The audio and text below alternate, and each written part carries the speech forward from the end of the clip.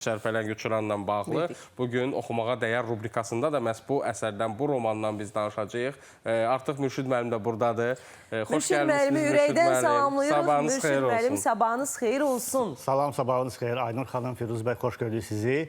İlk olaraq onu qeyd edim ki, məhz bu kitabın seçimində Firuz bəyin tövsiyəsi böyük rol oynadı.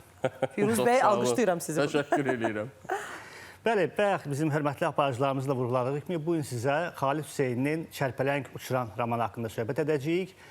Roman ilk dəfə müəllif tərəfindən 2003-cü ildə yazılıb, müəllifin ilk romanıdır və o nəşr olundan sonra böyük populyarlıq qazanıb, məşhurluq qazanıb. Onlar da dilə tərcümə olub, milyonlarla tirajla satılıb və hətta 2007-ci ildə eyni adlı film də çəkilib. Əsərin məzmunu nə haqqındadır? Hadisələr Əfqanistanda, Kabildə baş verir. Burada əsas iki baş qəhrəman var, iki oğlan, Əmir və Həsən.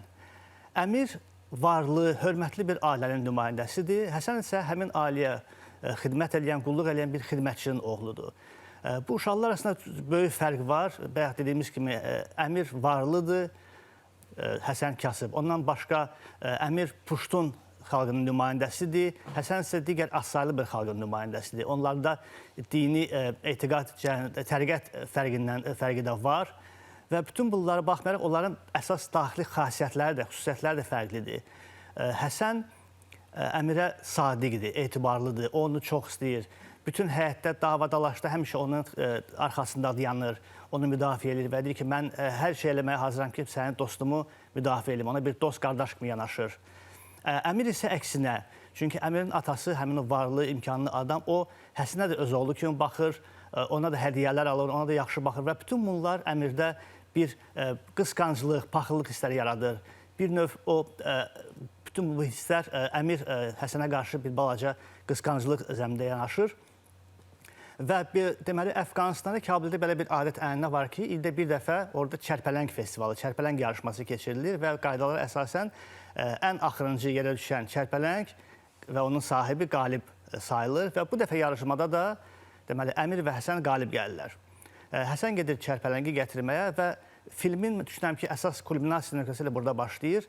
Əmir Həsəni axtaranda görür ki, yad bir uşaqlar, böyük uşaqlar Həsəni təkləyiblər, onu döyürlər, işgəncə verirlər və bu zaman Əmir öz dostunu xilas eləməkdənsə, ona kömək eləməkdənsə o qorxur.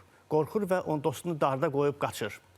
Və bütün bundan sonra o bir psixoloji travma yaşayır, onda bir kompleks yaranır və həyatı boyunca bu davam edir. Bir müddət sonra Sovet qoşunları Əfqanistana daxil olur və bundan biraz əvvəl Əmirgilin ailəsi Amerika Birləşmiş Ştatlarına köçür. Əmir burada təhsil alır, ailə qurur, lakin bu öz dostuna qarşı etdiyi xəyanət onu heç vaxt tək buraxmır və belə deyim, əsərin ikinci kulminasiya nöqtəsində burada baş verir ki, uzun illər keçəndən sonra onun atasının bir dostu artıq ölüm ayağında olarkən Əmirə bir sirr açır və sirr ondan ibarət olur ki, sən demə, Həsən də elə əlinin qardaşıdır, ata bir qardaşıdırlar və bunu uşaqlardan gizlədirdilər. Sonra məlum olur ki, Həsən də müharibə zamanı həlak olur, amma onun bir balaca oğlu qalır.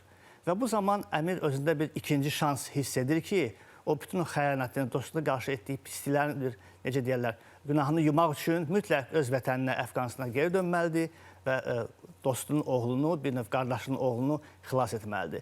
Mən təfərrüatları danışmayacağım ki, oxuyana daha maraqlı olsun, burada çoxlu incə məqamlar da var. Müəllif bu əsərdə hətta Kabili də çox gözəl göstərib, Əfqanistanın paytaxtını. Deməli, əsərin əvvəlində bu günəşli, işıqlı bir şəhərdir, küçələrdən bir növ yeməyi gəlir, kababı gəlir, dondurmaya gəlir, hamı şən əhval-ruhiyyədə olur və sonra müharibədən əziyyət çəkən bir şəhər, dağıdılmış, uçulmuş və təzadlı bir məqam var. Bu bir növ həm də bir avtobioqrafik əsərdir, çünki müəllif Xalid Hüseyn də özü də Əfqanistandadır və o öz həyatından bəzi məqamları burada qeyd edib. Düşünürəm ki, doğrudan bir klassik əsərə çevrilən bir əsərdir, çünki çox populyardır, çox oxunur, sevilir, dramatik əsərdir əlbəttə və mən istərdim ki, sonda hətta New York Times jurnalının bu əsər haqqında bir qısa cümləsi var, ifadəsi var. Deyilir ki, əgər sınmış bir ürəklə yaşaya və ağrının öhdəsindən gələ bilirsinizsə, bu kitabı israrla tövsiyə edirəm. Əgər sən zəif ürəklilərdənsənsə, ondan uzaq dursan yaxşıdır. Yəni, çox belə bir dramatik, təsirli bir əsərdir. düşünürəm ki, oxumağa dəyər. Bu həftəlik bu qədər və sözü ötürürəm bizim dəyərli aparıcılarımıza. Çox sağ olun Mürşid müəllim. Təşəkkür edirik Mürşid müəllim.